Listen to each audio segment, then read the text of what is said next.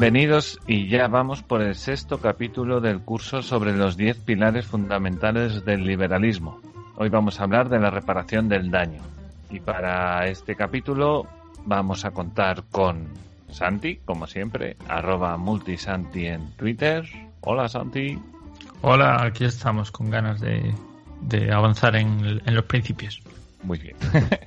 Y por otro lado también tenemos a Rafa, @rafago89 en Twitter. Hola, Rafa. Hola, buenas tardes, Mariño.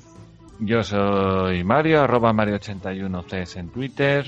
En Twitter de Escuela de Serpientes es @de_serpientes. Estamos también en Instagram, estamos en Facebook, estamos en YouTube y LinkedIn también, que me olvido a veces. Vale, vamos a hablar de la reparación del daño.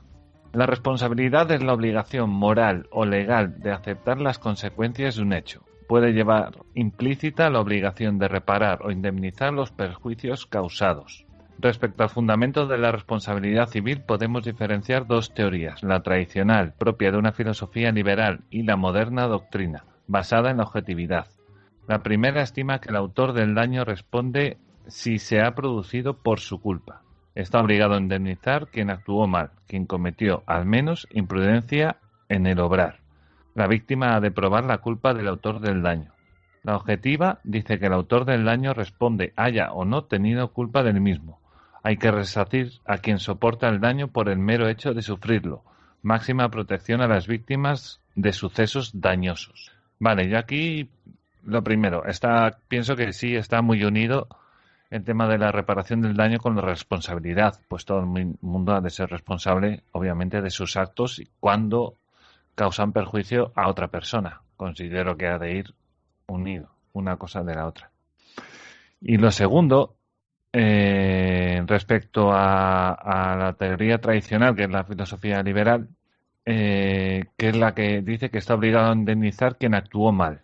Por el otro lado, la objetiva, que dice que el autor del daño responde o haya no tenido culpa del mismo. En la segunda tengo una causa que puede ser lógica, que puede ser una causa natural desastrosa que de repente necesita una cantidad de recursos ingente para, digamos, un terremoto, una cosa muy gorda, que, digamos, sociabilizamos un poco la pena de todo el mundo y entre todos pagamos ese mal. Pero en regla general tampoco lo entiendo muy bien, que haya que pagar lo de todos, entre todos, en principio. Bueno. O sea, ¿cuál sería la pregunta? Exactamente. No he preguntado, he pensado. Sí, pero ¿cuál es la...? En corto. Se me ha cortado, Santi. Perdona. Es que tampoco me va muy bien a mí el internet. Me refiero a ¿cuál es la idea? Por ponerla así en una frase. ¿La idea de la reparación del daño? No, la tuya, la que dices que no tienes muy clara. Dentro de las dos ideas que hay para el caso de la responsabilidad de los daños, hay una que es la tradicional, que es la que dice que cada uno ha de ser responsable del daño que causa él mismo y nada más.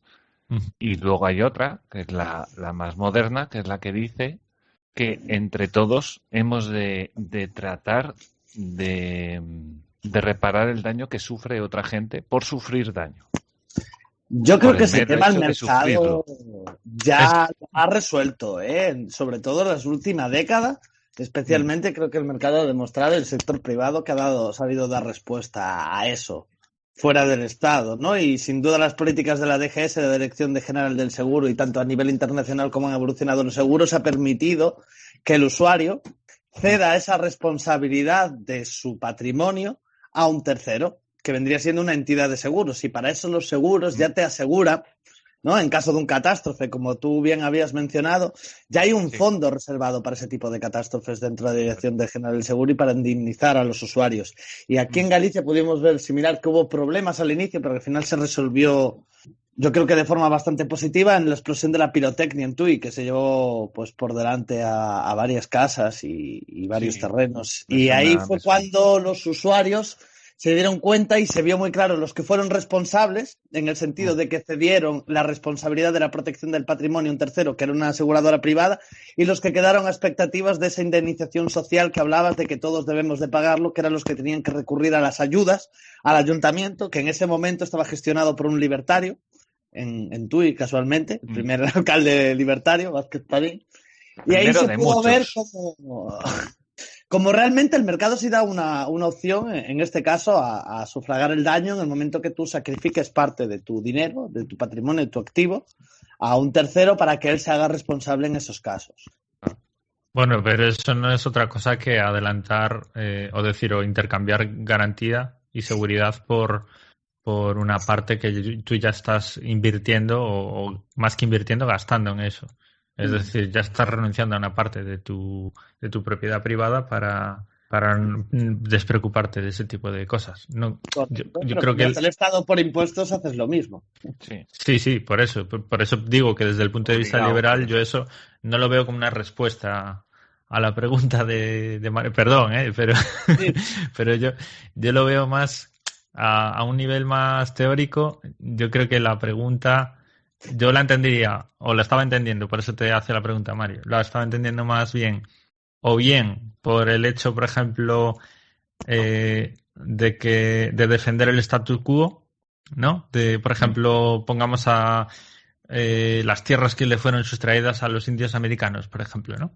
Que esas tierras ya tenían un dueño, ya tenían legítimos propietarios, ¿no? De una primera ocupación, que es en lo que se basa la propiedad privada del orden liberal, ¿no?